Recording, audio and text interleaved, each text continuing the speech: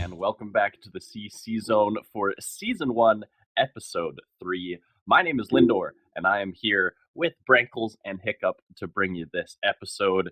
And boys, Week 9 of the CCS is done. We are into playoffs, and that means that there is a lot to talk about. But before we get into the playoff discussion, how are you guys doing? How's your week been? Weekend was long, but it was good. Yeah, I can't complain. I got some much needed sleep, and I'm feeling pretty good. Yeah, I did not get much sleep, but that's just because I was out late working a lot. So yeah, and enjoying a birthday, huh? That also too. I did celebrate my birthday on Saturday, but did not celebrate it by doing anything besides covering important events here in town. Yeah. All right. Well, happy birthday, Brankles. Thanks. All right. Well, yeah, I was about the same as Hiccup, getting some rest, some much needed R&R, and working a bit here and there, but not much going on. But jumping into the CCS, we have some games from last week, or at least a game from last week, to recap. We had Predictive Gaming Odin versus Goldfish. And Predictive Gaming did walk away with the dub there, but surprisingly to some, Goldfish managed to squeeze a game off of them. So PGO just taking down the series 2-1. What are your thoughts on that one, Brankles? All right. I'm actually, earlier Hiccup and I were talking about, P Huffzone was saying, they drafted an early comp in game 1 to win that. I'm going to call this out. There's no excuse. I mean, they did not take it serious. I mean, you guys were facing a team that wasn't doing too well, and on top of it, when you think about what had happened in game 2 and game 3, they flipped the switch. In game 1, it just feels like they didn't care, they didn't try. And if they want to push back, by all means. But the numbers are the numbers. When you have some of your teammates going 0-9-7, when you have a bunch of, if I'm not mistaken, didn't Goldfish Gaming have like subs in for this game? Is this the team that had the subs, or was that a different team that made a bunch of subs? I'm not actually sure. I don't think that they had the subs in this one. All right. Well, any case, it clearly shows though that they just didn't put too much thought into game 1. They thought it was going to be an easy stomp because PGO has been pretty much stomping everyone, along the way. So yeah, I felt like game 1 was just not much, but then game 2 and game 3, I thought Odd Mitch played phenomenally in game 2 and game 3. Game 1 on the Blitz, 2-0-16, and then sent it with the 9-3-14. We talked about, hey, if PGO wants a chance at making a run through the playoffs, they're going to need other people outside of P Huffzone for playing, at the top tier. Mm-hmm. And we talked about weak side ADC was doing that. Now we're seeing Odd Mitch. It's not Odd Mitch sitting there as the 0-5-9 Galio. He's showing that he can play the Senna. He's showing that he can play the tank. So I feel like that's a good step for them. Yeah, multiple players on PGO starting to show up here. And I mean, we talked about it a little bit a couple of weeks ago. They're starting to look like a team, right? These team plays are on point. Just to touch a little bit, Brankles, on what you said there about game 1. I think, yeah, PGO, they were looking to have a little bit of fun. Just looking at the draft, it's not really a standard PGO draft here. They've got Huffzone on the Malphite up there in the top lane. It doesn't really look kind of like the typical PGO stuff that they're going for. And whether or not that's them kind of testing some different comps, it's hard to say. But then we look forward at game 2 and game 3. And I mean, we've got Camille for Huffzone, we've got the Galio and the Jarvan all comboed in with that, which is just an incredible 1-2 punch there. And even in game 3, it's the Mordekaiser up in the top lane. They're back onto the Veigar and the Fizz, some stuff that they're much more comfortable on. So yeah, I definitely like to see them trying to test some stuff, I guess, in game 1, and then okay, that didn't go so well. Back to what we know, and they slammed the door closed. Yep, and I totally agree with that. And Yeah, Hubzone coming into that second game clean. I mean, a clean game, not dying. That's something that you definitely have to look at. You know, they definitely they could have been playing to have fun in the first game or try something different. But Mhm. that being said, they definitely went to their comfort picks on that game two and that game three, and that definitely sealed the deal. So I think that coming into playoffs, looking at that, um, play towards comfort, and yeah, I don't think that they're going to have a problem. So Yeah. And then looking ahead at some of those other matches, or I guess still looking backwards at some of those matches from last week, we had Lost Chapter taking down Oblivion on a comfortable 2-0. Tsunami, of course, with another FF loss, collective effort, picking up their 8th win of the season there on that one. Kind of nice for them to have sort of a pseudo bye week heading into playoffs here. Coinflip Gaming taking on Heart and Soul. Unfortunately, we're saddled with their last loss of the season, so Heart and Soul able to grab that one. And Limitless Future versus Lemon Citrus was a somewhat important matchup headed into the week. It was Limitless Future with a hard 2-0 stomp in that matchup, and we did get to see some of those games. So thoughts on those ones, boys? Maybe we'll go to Hiccup first. So it was extremely convincing. That limitless stomp against Lemons, which worries me for Lemons coming into this and making it to playoffs, Yeah. because Sex Goddess definitely is the person to play around, and that's who they need to play around because uh, that's who definitely kept them in the game and kept them in the fight during that game and that series. Going back a little bit, so Heart and Soul taking that free win off of Coin Flip, which is unfortunate. Would have liked to have seen Coin Flip, finish off the season strong with another game. Um, I think this does hurt Heart and Soul because they are coming off of losses, and then you get a bye week essentially, and now you're going to be playing Limitless. So looking at that, I think that that does hurt their chances, or rather hurts their mental because they're not coming in with a win like Limitless is coming in with a win. So I think that that is a little bit of a challenge. And then going back, looking at Collective, same thing. Collective really hasn't played a game, or didn't really play a game this last week, so they're coming in on two buys, essentially. So because Arcanist is a free win, so that's a buy, and then they have a buy this week, Yep. while they wait for their opponent to be chosen, so that they can choose an opponent. So, um, yeah, definitely a lot of kind of sitting for some of these teams, which is a little worrisome. But with Collective having all those wins, I think that they can respect the buy, and we should be able to respect them. So it definitely makes it difficult for teams who are looking at them as potential opponents in the future, uh, because they don't really have any games to look at. Yeah, exactly. Yeah, is that an advantage or a disadvantage for Yeah, collective? Like, could be. lots of time to draft or to plan drafts, lots of time to look at these other teams, lots of times for scrims, I'm sure. And yeah, like you say, I mean, we've only seen one series out of collective so far this game. So for some of these teams looking ahead towards trying to beat them in this semifinal matchup, what do you have to go off? Brankles, any ideas? No, and that's the thing is when you look at the collective, right? It's so hard because we haven't seen them play in quite some time in terms of matches, but when we did, they were playing really well. They dominated in the early game, mid game, late game. Yeah, they lost that one series, but when you look at their whole portfolio of their team, it makes you sit there and think like, what do we need to do?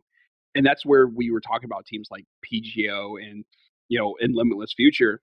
Instead of trying to play to the weaknesses of the collective, play to your strengths because you don't have much to look at right now. Yeah, one thing I will say is in that PGO series that Collective did lose, we saw maybe a little bit of a plan coming forward from PGO, really focusing on shutting down that mid lane. So that's kind of the one thing that teams might be able to draw on looking forward into that series against them. I have a feeling since Collective Effort do have the opportunity to choose their opponent, that if PGO does make it through to the semifinals, they'll be avoiding that team at all costs because they were the one team to take them down.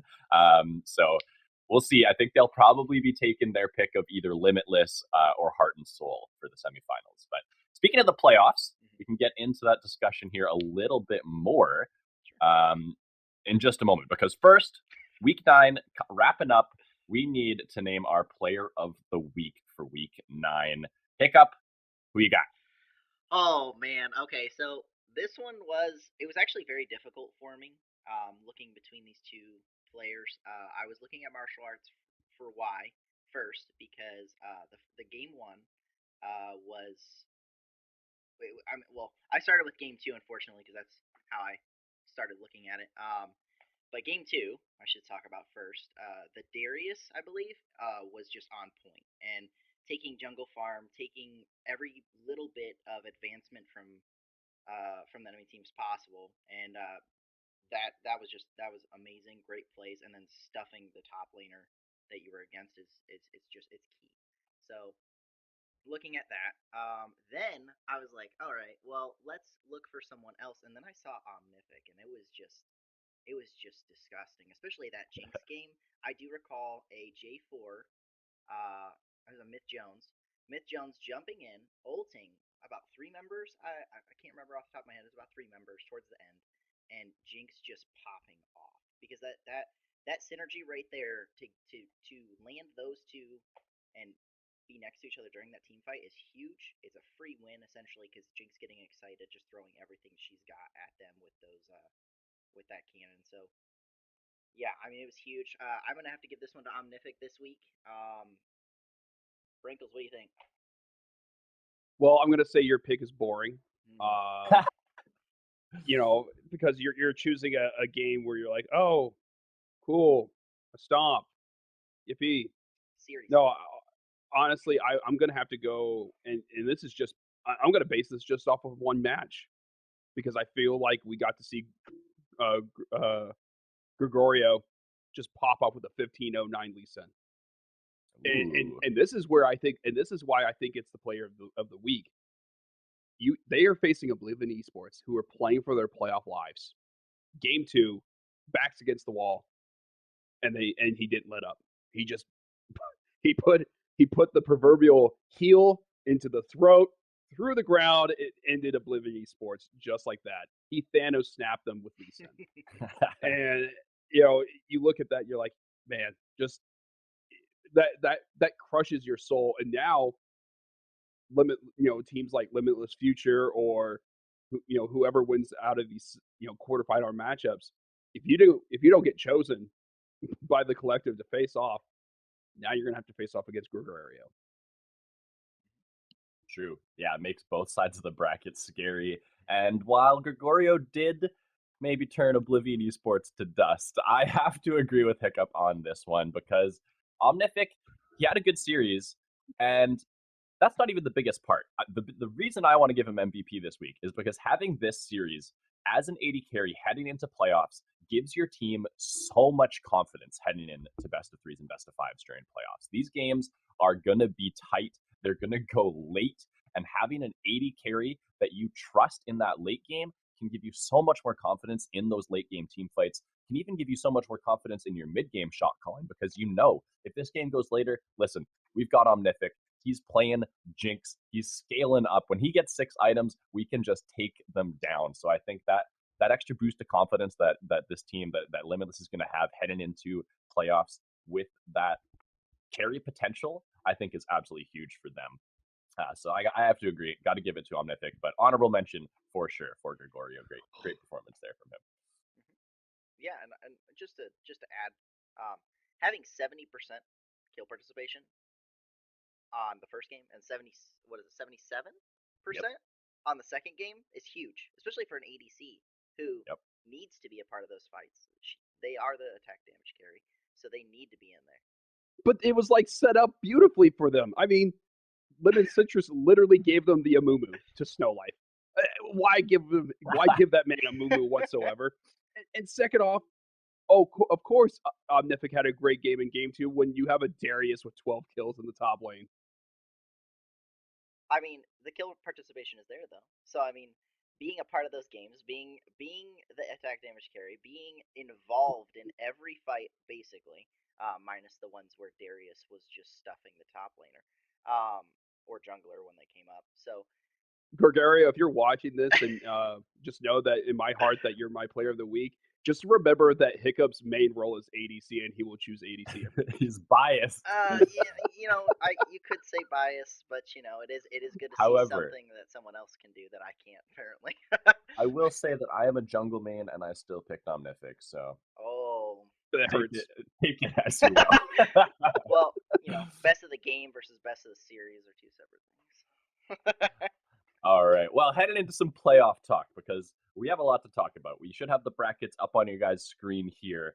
But before we do get into some of our predictions, I just want to list off how the standings have finished off here for the regular season of the CCS. So we have collective effort at the top of the standings, clean 8-1 record through the regular season. Lost Chapter as well in second place, 7-2, looking pretty strong. In third place is Predictive Gaming Odin.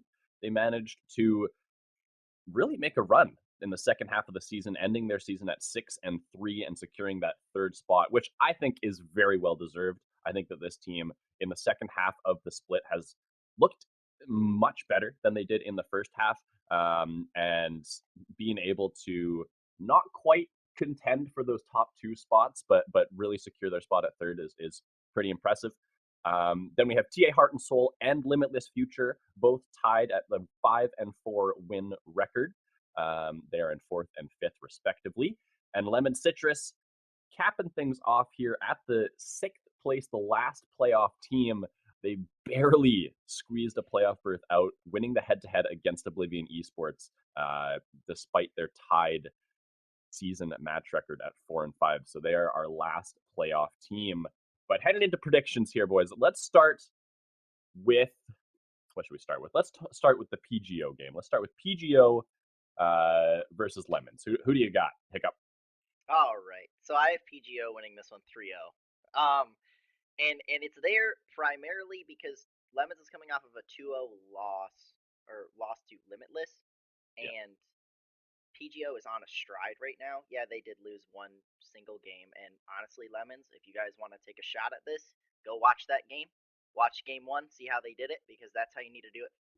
Pretty much 5 games in a row if it's going to go down to that. PGO is going to come at you. It's going to come at you hard, and they're on a winning stride, and I think that it's an easy 3-0.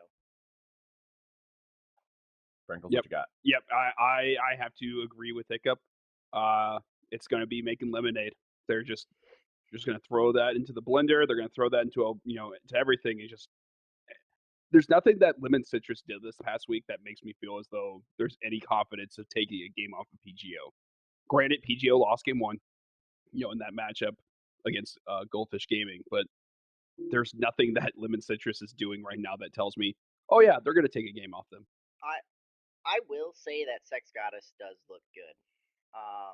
Sure, there's my ADC bias, and that's just me bringing that in. But I do. That's one person though. That's one person against a 5 collective that is playing really well. You're right. You're right. But one person can turn the tides sometimes. You never know.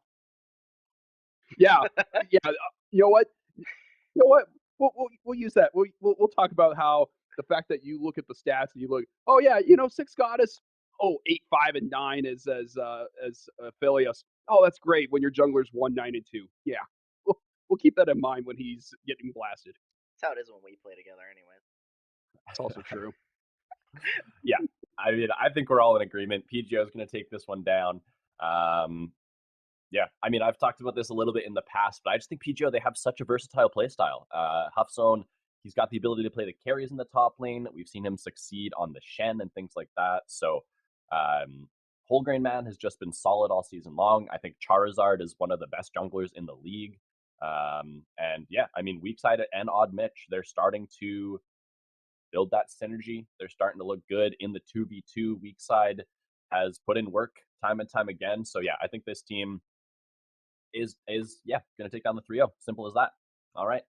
Moving on to our next quarterfinal matchup. We can go over to that one on the other side of the bracket. We have TA Heart and Soul taking on Limitless Future. This is the middle of the playoff standings matchup. I think this is going to be one of the closer matchups. Yep. And I actually have Limitless Future taking it down in 3-2 fashion. Okay. What about you, Brinkles? What do you got? Wow, 3-2. 3-2. It's going the distance. I 5 have whole this being games. a 3-0 stomp. Really? I view Limitless Future is going to be like that guy in Temple of Doom, just ripping the heart out of someone. Heart and soul getting crushed. What has Heart and Soul done since the middle of the season? They beat PGO. Oh, and then they beat PGO, and then jumped off of a cliff. But they beat PGO 2-0. It's like they were driving the car and they took out the bad guy and they're like, "Yeah, we're doing this," and then they drove off a cliff, and then there you go. That's the end of their story. No, Limitless. You literally just talked about how Nefik was Player of the Week, and you're telling me that he's not going to stop them? Oh, I didn't say no, that. I think he's going to win. Absolutely. I think he's going to win. Oh, I know what you're gonna say. You're gonna say 3-0 as well, aren't you? Nope. All right, Hiccup, let's hear it. Nope. So I have a 3-1 for Limitless. Oh, I do think Heart and Soul has what it takes to take at least one game off of this. And my problem with Heart and Soul is when they start losing, it seems that they keep losing. So if they do win a game, it'll be at the early stages. I don't see them winning a game 3. If Limitless have 2-0s on them already. So I do think it's going to be a 3-1. I still think that Heartless has what it takes to take a game off. They are coming off of a loss, like, from forever ago now, is what it seems like. But I feel like, like I said, I feel like Coin Flip Gaming, that game, if they were to play it and come off with a win, this would be a lot closer of a matchup. But since they're not coming off of a win, they're coming off of losses, this is a little rough for them. So I do think that it's going to be a 3-1 to Limitless. Yeah, I mean, like I said, I got 3-2 Limitless. I think Heart and Soul, I think they've got what it takes in a best of 5 to take a couple games. I don't think it's going to be enough, but I think this is going to be a tight series. I think this might be this series. No, I'm not going to say that because I think PGO versus Collective is going to be real tight. But yeah, 3-2 for Limitless Future. I think Omnific is going to perform well. I think it's going to be a lot of late game stuff, and I think that's where a lot of late game games, and I think that's where Omnific is really going to shine. So I give the edge to Limitless, but yeah, I think it's going to be close. So I don't know, Brankles. We'll have to see how it goes. All right, moving on to the semifinals. So we're all in agreement that Limitless and PGO are going to win. Oh yeah. And I believe we're also all in agreement that Collective Effort will not be choosing PGO as their semifinal matchup. No, so, we're not. I am. Oh, not. we're not. Oh no, no. Excuse me? Yeah, right. That's what I said. Oh, yeah. Right. I'm predicting that the Collective takes PGO in the semifinal because I think that the Collective are going to say, you know what, we're going to prove. Like, they're not going to give PGO a chance to make the finals. They're going to crush them and make them feel sorry for even taking a game off of them in the regular season. I think it's going to be a 3-1 series to the Collective. Okay. And you know what? We have been talking about how PHubZone and the rest of PGO has been kind of like that. What's the word I'm looking for? Like the protagonist of the season in the second half. They've been, and know who's also been a protagonist in shows? Ash Ketchum. But know what happens? Ash Ketchum always loses in the semifinals of the Pokemon League. Yeah, and that's what's going to happen to PGO. And he never has a birthday. He never grows up either. No, never has a birthday, never grows old. But, I just feel as though the Collective are actually going to say, like, everyone's like, oh man, it's going to be Limitless Future versus the Collective. They're like, nope, we're going to put that PGO logo into the system and face them and beat them 3-1. Interesting. Yeah, so I think that actually is a good call. If Collective has the confidence that they can take down PGO, if they have maybe changing their play style up a little bit, they've learned some things from the loss that PGO did give them a couple of weeks ago, then I think, they have a bye here in this week. They've got a bye coming up next week in the first week of playoffs. They have lots of time to prepare, and if they play Limitless Future and stomp them, then they might not have all that good of practice heading into the finals. So if they have the confidence to take on PGO, they're going to get them in a 5-game series, then I think that's the smart call. So Brankles, you might be onto something there. Because if they take on PGO and then they're going and facing Lost Chapter in the finals, I think they can take down Lost Chapter. So we'll have to see. Personally, if I was Collective, I would say, yeah, give me that Limitless Future. Give me that easy 3-0 victory. If give I'm me that, PGO, give me that finals berth. If I'm PGO and the Collective doesn't choose me, that just makes me more confident. That just tells me they're afraid of us. Well, it tells you they're afraid of you, but also Collective can just make you face Lost Chapter first, right? They're just like, Lost Chapter's a good team too. You have to take them on. Winner of that gets to face us in the final. We're the final boss, you know? Yeah. But that's the thing, though, is that I feel that the Collective want to make a statement. But that's just how I view the playoff break it down. Yeah, We'll have to see how it goes. Personally, I think that Last Chapter is definitely going to be facing PGO. Like, I don't see a world in which they don't really. In the finals? No. Oh, sorry, the first PGO. Okay, yeah. Oh man, Lost Chapter, yeah. It'll be Collective versus Limitless, and the reason I say that is because, like you said, they want to be the final boss. So Lost Chapter's scary, and if teams aren't afraid of them, they should be, because they're definitely one of the top dogs. They're there. The only games, so one of the games that they lost was a bye that they essentially just didn't play. It wasn't really a bye, but like it was a bye for the other team because they just didn't play. So looking at that, you don't have a VOD off of them either for that. So that's scary. And you know what Collective does have is a VOD of them losing against PGO. So with that being said, I don't think that Collective ever picks PGO here. So that way they can be the final boss and let Lost Chapter beat them and play Lost Chapter in the finals. But that is, that is what their thoughts are. My predictions are different. I do think Limitless wins and goes to Collective, and then Collective beats Limitless. With that being said, we can move on to the other side when you guys are ready. Yeah, let's do that now. So Brankles has what do you have? You have PGO versus Collective, and you have Collective winning 3-1. Is that correct? Mm-hmm. Okay. And then on the other side of the bracket, you have Lost Chapter versus Limitless Future. What's your predictions on that one? That's a 3-2. A 3-2. I have Lost Chapter winning a 3-2 against Limitless Future. Wow. Just because, we talked about PGO and Limitless Future starting to hit their strides, and I feel like this is going to be a match that it's going to be wow. Round 1 was Lost Chapter takes round 1. Round 2 is the counter punch by Limitless Future. It's just going to be back and forth, just knockout punches the whole time. There's going to be no breathing. It's going to be like 30 kills on either side in a 25-minute match by that point. I feel like it's just going to be there's not going to be a lot of strategy of, oh, hey, we'll play around the Baron Pit and set up wards. I feel it's we're going to ARAM right in this river right now. Brankles looking for the NA ARAM in the semifinals. Oh, there. Yeah. Lost Chapter winning the Fiesta. All right. So, okay, Brankles has Collective Effort and Lost Chapter as the finals matchup. Hiccup, you have Collective taking down Limitless on the one side of the semifinal. Okay. And then your other one is Lost Chapter PGO. Who you got in that one? I have PGO 3-2. So bringing in the spicy picks because I think that PGO is on their stride. I think they're there. I think they're there to win, and I think they're hungry to give Collective a loss in the finals even. Yep. So I agree. That's exactly what I have. I think PGO is going all the way. So that's just my opinion.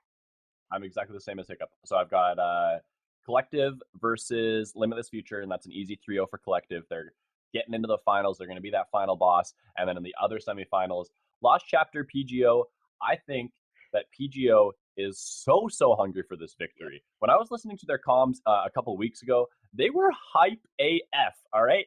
These guys, they want to win. They are here to take down the championship. They want to stick it to Collective once again. So yeah, I think 3-2 PGO. I think it's going to be a close series. I think it could go either way. Lost Chapter, of course, no slouch, but I give the edge to PGO simply just because of their team play. I think that they have the better team coordination. So that's what I'm saying. And all right, so that means that Hiccup and I have Collective versus PGO in the final, Yep. and Brankles has Collective versus Lost Chapter. Is that correct? Yes. All right, Brankles, you go first again. Break down this finals matchup for me. What do you got? I have the Collective winning 3-2. I feel like this is going to be the match where we all sit there and go, Filiberto, Gregorio, you have every, Deprabine, playing ADC for, Lost Chapter. I just feel as though this is going to be one of those matches where we're going to talk about like, wow, it was just back and forth, not an NA ARAM, but I feel like this is going to be. It comes down to a Baron fight or an Elder Dragon fight. Like I feel like this is going to be one of those matches that we're going to sit there and watch art be made in front of us. All right, and you've got the Collective winning. Is that right? Yes, 3-2. 3-2 Collective. Okay. I like it. That would be an exciting finals matchup for sure. Hiccup, what do you think? You Except got for it's PGO boring or because Collective? Oh no! I'm gonna say it's boring because you picked the top two teams to play against each other, and it's gonna be a 3-2 going to the top team. Just saying. Okay. Hold on. Oh no! If you're gonna call out my pick, if you're gonna call out my pick about that, let me point out Lost Chapter wins a 3-2. That is a great series. The Collective beat PGO 3-1. You're telling me that's not like narratives going into the finals? And on top of it, I'm saying it's 3-2, and I feel as though the Collective are going to have to battle back from a 2-1 deficit to win this series. How about that? There you go. Okay. Now he's throwing some of that extra spice in there. Okay. All right. Okay. Well, I'll give it to you there, but still, you still have the top team winning. Oh man, Hiccup, do you have PGO winning? Is that what I'm hearing? Oh yeah, I have PGO winning. Oh, of course I have PGO winning. Why wouldn't I have you PGO are just winning? Simping for those sweatshirts and I'm gonna get a whatnot. sweatshirt. But I was picking them anyways because they have the stride, they have what it takes, and they're gonna stick it to Collective because Collective already lost to them. The only VOD review they have, are like you I said, 3-0? the only VOD review that I see, I'm not gonna predict a 3-0 in finals. Are you kidding? That's boring. Even Zone wants, even P Huff Zone wants to play a full game of League of Legends, 5 games, 3-2 PGO. Oh man. Hey, you know what? Your finals pick might end up being my semifinal pick. So True. Yeah. I am gonna disagree with both of you because I'm saying that Collective is winning, which I guess is agreeing with Brankles, but it's not against Lost Chapter. So I've got Collective 3-2 versus PGO. I think that they've learned their lesson against PGO from a couple of weeks ago. I think that they're going to switch their strategy up a little bit. They're going to try to get Filiberto, a better mid lane matchup, try to ban out some of these just mid laners that negate anything that he tries to do. No more Malzahar, no more Annie for Whole Grain Man. Try to get him on a more volatile matchup so that Filiberto can try to take over the game like he has against some of the other teams.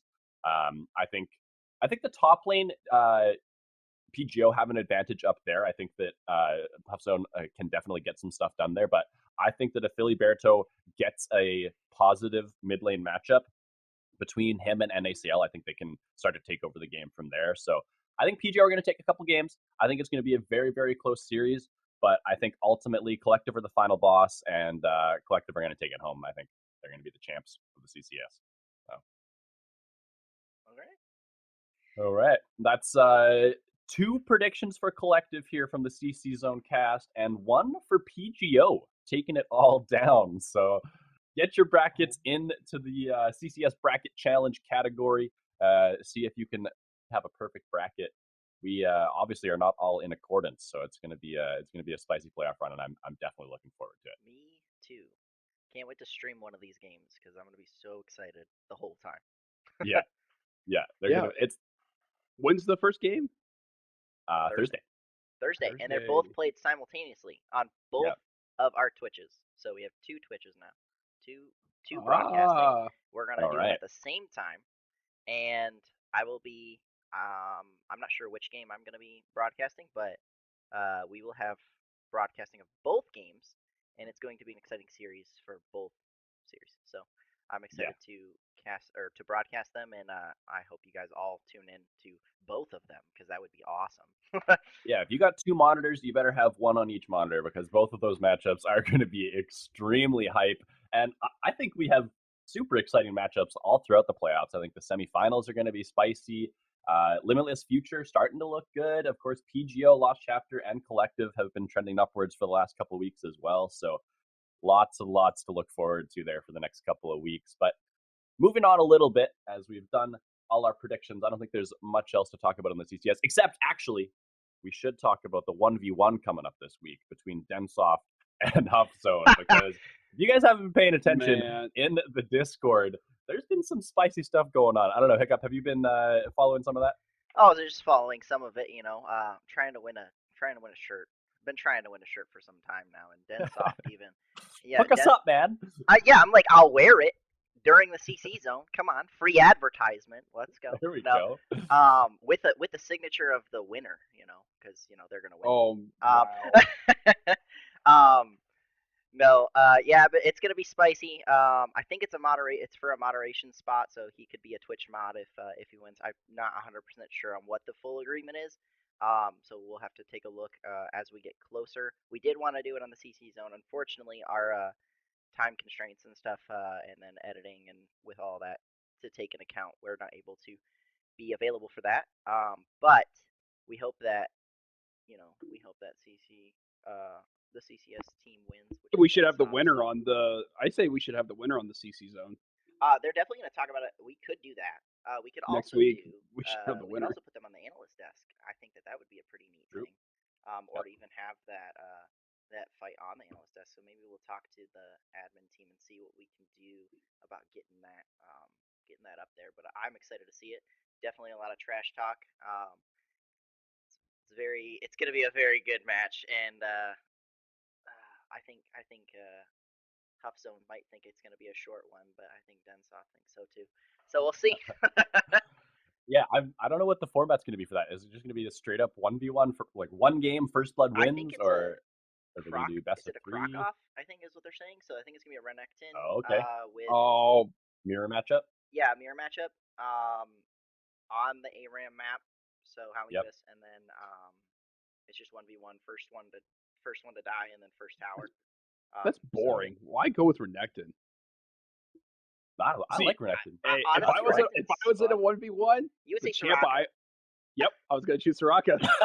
Wait, you're just calling Renekton boring and you want to play Soraka? Banana. You could the only more boring champion for a 1v1 is fucking Yuumi. Yep. Oh, that would be so fun. Hey, you could actually ask Hiccup. I'm actually pretty good at Soraka, so...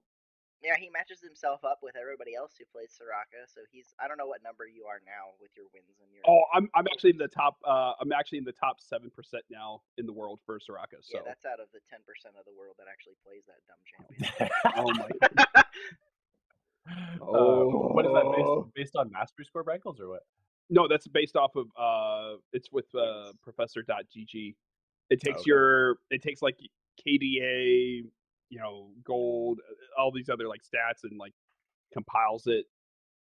So like the top Soraka in the world is like Grandmaster ranked, and I'm like 700 or 800 right now.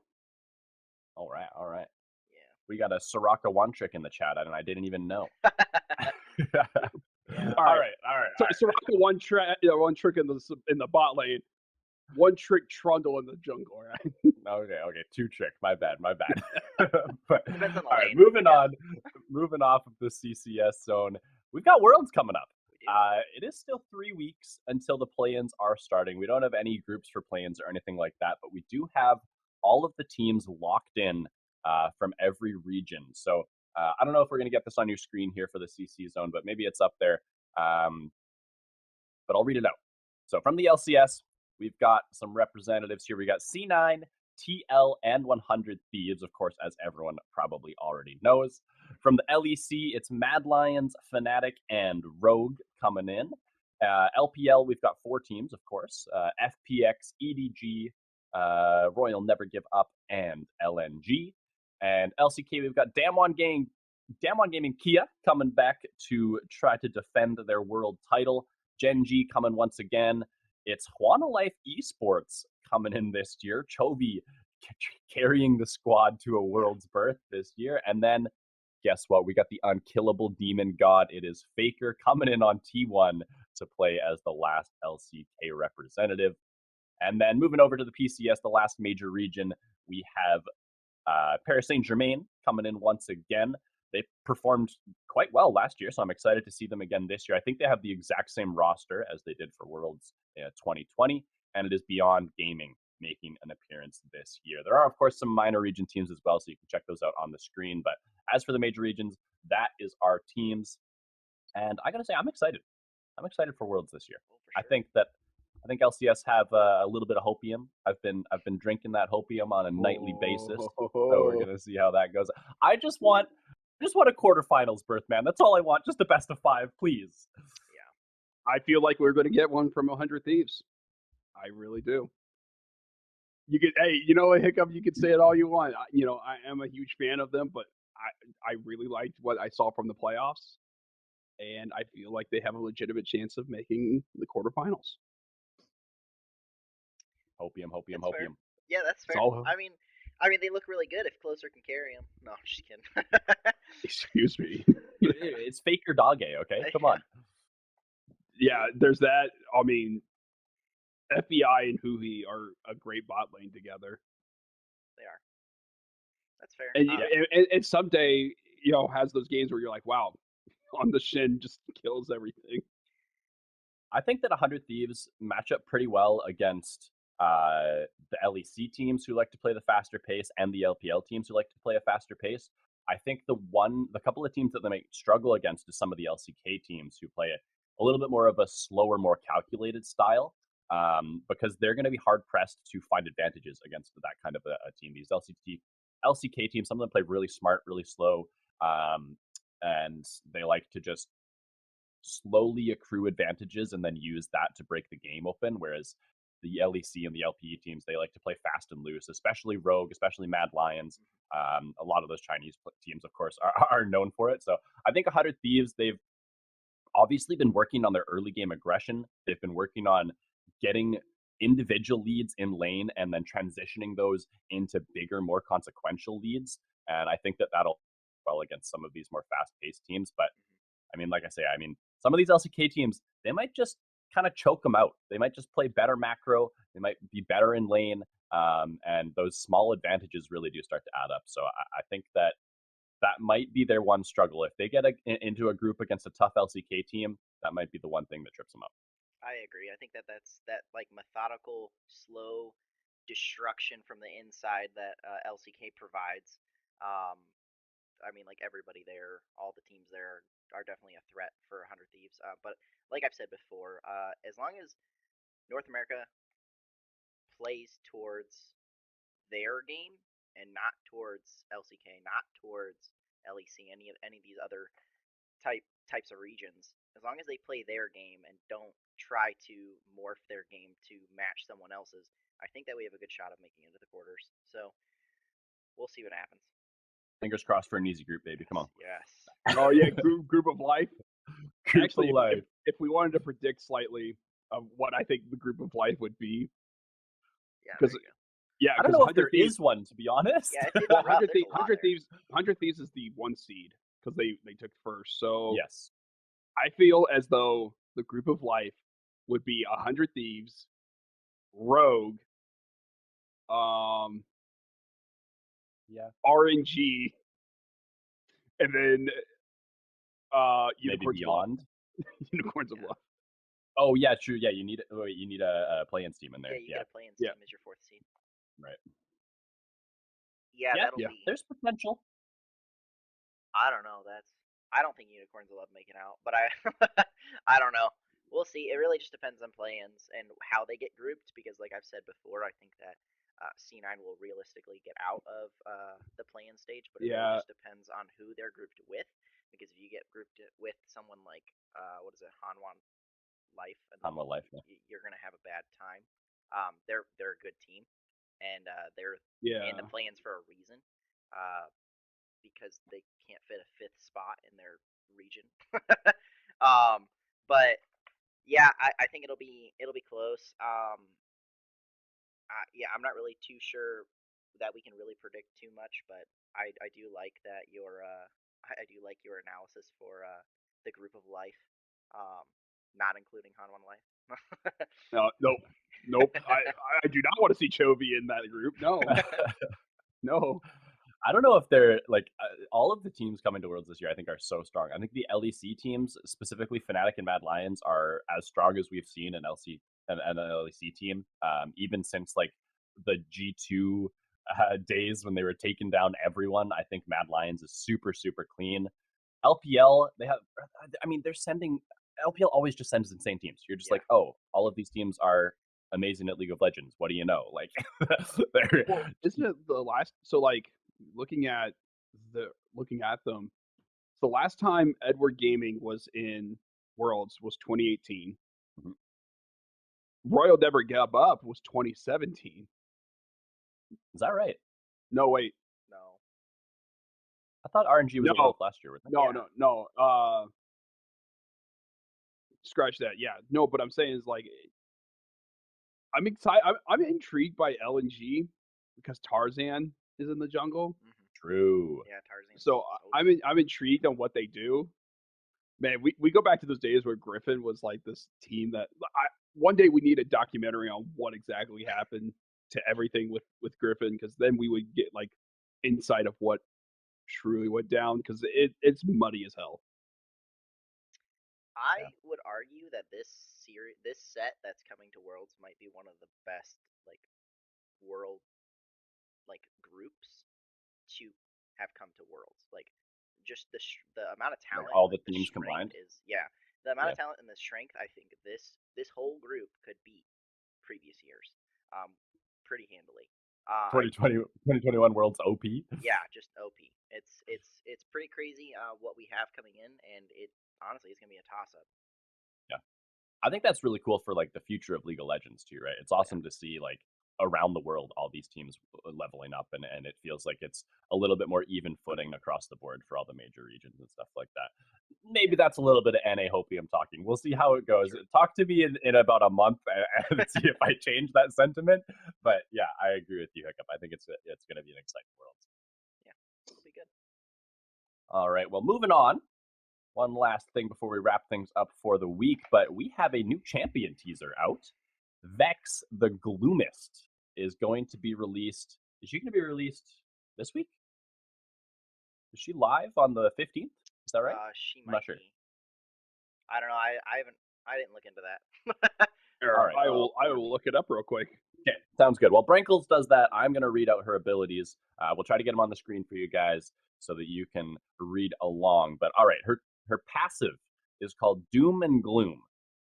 Every 22 seconds, Vex becomes afflicted with Doom, causing her next basic ability to interrupt dashes and fear enemies for 1 second. Whenever an enemy dashes or blinks, Vex marks them with Gloom for 6 seconds, and her next basic attack against a gloomed enemy deals an additional 80 plus, it scales with AP damage, and reduces the ability to cool down by 25%. So basically, no dashes for you, and if you do end up dashing, she gets to bop you on the head. Her Q is called Mistral Bolt. She launches a wave of mist that deals 171 plus some scaling. After a delay, the wave becomes smaller and faster, so it kind of moves out in a wide arc and then hones in and shoots out a bit faster. Her W is called Personal Space.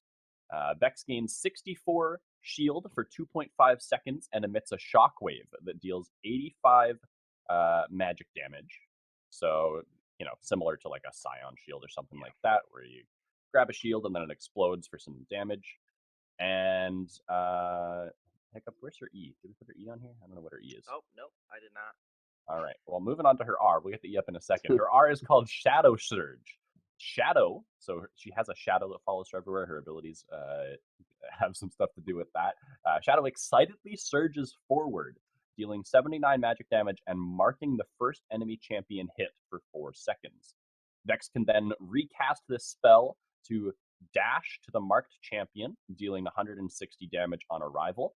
And if the marked champion dies within 6 seconds of taking damage from this ability, then its cooldown is reset. So you chuck your shadow at him, you dash in, you kill him, and then if you kill them fast enough, you get the resets. Her E. I have it right here. Okay. It's in there. Perfect. Her E is called Looming Darkness. Vex commands Shadow to fly to a location, increasing in size as it travels. Upon arriving, it deals, am I reading this right? 500 magic damage?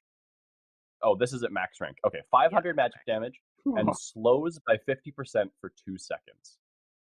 All right. This is a champion. Goodness. So the first thing I will say is that I like the anti-dash because, I mean, I was talking about this with a couple of my friends lately. The only real anti-dash in the game is Poppy W, right? That's the only significant dash interrupt tool. So I really like that they're starting to introduce more of these things, especially with the amount of mobility that we're seeing in the game nowadays. And I think that's pretty fun. It's just her passive, and I think it's going to be pretty difficult to proc against a lot of champions because you do have to actually basic attack them. So you have to time that right. They have to be in range and all that stuff. So it won't be too oppressive, I don't think. But I think it's definitely fun that even if you're against a Yasuo or something in lane, if they do dash and you can't interrupt it, you just smack them for 80 damage and go, yeah, no more of that. Bad. Yeah. I agree. Looking at this champion, I do like the fear mechanics that come in with this champion. I do like the passive mechanics that come in with this champion. I do think that she's going to be very oppressive in lane to begin with. I really think that they'll probably nerf her into the ground and then they'll bring her back up because that just seems to be how Riot works. But her ultimate really intrigues me. I love the ultimate where you can literally hit somebody from long distance, travel to them, and then it's on a reset of like 6 seconds, I think, and it depends on like if it's maxed or not. But it's on a reset if you kill them within those 6 seconds. So if they're killed, then you can now use your ultimate again for a short period of time, and it ends up being like 100 and something seconds for the cooldown for that. But yeah, I mean, I think that that's a really cool mechanic because it definitely combats that like constant dashing that League of Legends has really turned into. I feel like that they really like. No, I do. I feel like that Riot really likes the outplays that come with dashing, moving, and mobility, and that's fair, except for all those champions who can't do any of those things. So it's really a difficult thing for certain champions, and having her, especially being in like a team fight and being able to corral these people, and not having to be forced to play Poppy as jungle, I'm sure would be nice, or top lane. Because there's 50 dashes on their team from whoever. I think that this will be nice. I know that Brinkle's brother's really gonna love this champion because he hates dashes, and as much as I do, if not more. But yeah, I'm excited about this champion. I don't know if the CCS is going to put a ban on this champion for the playoffs. It really just depends on what Riot does, I think. Let's be honest, it's probably going to be buggy as hell when it first comes out, as usual, so it'll be banned for weeks. Yeah, it comes out on the 22nd. Okay, so next week. Yeah. Yep. So semis week. So that's rude. Yeah. Well, usually it's banned for the first week of play, just in case. Whether or not it's going to be available for finals, I kind of feel like it shouldn't be, just because like you haven't had it all year. It'd be kind of dumb to just introduce a new champion just for the best of 5 finals. Yeah, I agree. But we'll see what happens. Yep. Brankles, I got a question for you. Where do you think this champion's going to be played? Is it a mid laner, top laner, jungler? I feel like this is going to be the mid laner because I feel her mobility to go, it can help the top side or bot side. It lends itself, and on top of it, with all the anti-dashing, I feel like that serves well whenever there is a team fight in the middle and you use that. And like, let's say you're facing Diana or Yasuo, they can't dash around and stuff. So I feel like she's going to be mid lane. I feel like she could be a jungler. We'll have to see how good her clear is. I think her AoE clear should be pretty decent with her W, but I'm not sure if that's going to be enough to actually let her clear fast enough to be viable. I do think that if she can be played in the jungle, her passive against things like Lee Sin, Jarvan, Kha'Zix, Rek'Sai, anything that's trying to gap close with a dash, you can just counter gank and basically stop them from playing the game. So I think it could be strong in that way, but yeah, it's definitely going to depend on whether her clear is fast enough in the early game to even, clear in time to get to those counter ganks. So it's going to be interesting. I'm definitely going to try it in the jungle. Yeah. Maybe an Emax for that extra damage. Yeah, I'm not exactly sure, but I'm excited to see. I think mid lane probably is where it's going to be the best pick. And I totally agree with that. I think in the jungle it really just depends on how, like you said, how fast she clears the camps. I don't know how much damage she does to camps, because it doesn't specify that. It specifies minions, but it doesn't specify camps. So not entirely sure what neutral monsters we're looking at here. But I do think that her ult would be super oppressive coming from nowhere in the jungle. And then you just show up and like, hello guys, you're feared now. Here you go. It is 2,000 range at rank 1, so yeah. Is it 2,000? 2,000 range at rank 1. It scales up to 3,000 at max rank. Disgusting. You just like, oh hey, I'm on blue buff. Let's just throw this ultimate. Hi, I'm here. But I like the champion. I think that I think that the champion itself, Vex, is very reminiscent of how we all feel about League of Legends sometimes. I'm like, who cares, Absolutely. man? Who cares? Yeah. My mid laner just fed 15 kills. Who cares? that might be what I'm most excited about with this champion is the lore behind it, and like the character design and like her personality. I think it's really, really cool. And it's a Yordle, right? I think so. Yeah, let's counter all these like uppity Yordles that are talking about how much they love everything with one that hates everything. Yeah. Like, that's awesome. I'm ready. Absolutely. All right. Well, yeah, we'll see where that one's played. Of course, everyone's going to be trying it everywhere. I'm ready for Vex in the bot lane. I'm ready for Vex in the top lane. I'm ready for it. Yeah, I'm excited to see what it happens. I think we're going to wrap up the show for today. Anything you guys want to add on here before we do close it out? PGO. I'm excited for the playoffs. Oh, what'd you say, Hiccup? I said PGO champions. No big deal. Sorry, say that again. Sorry.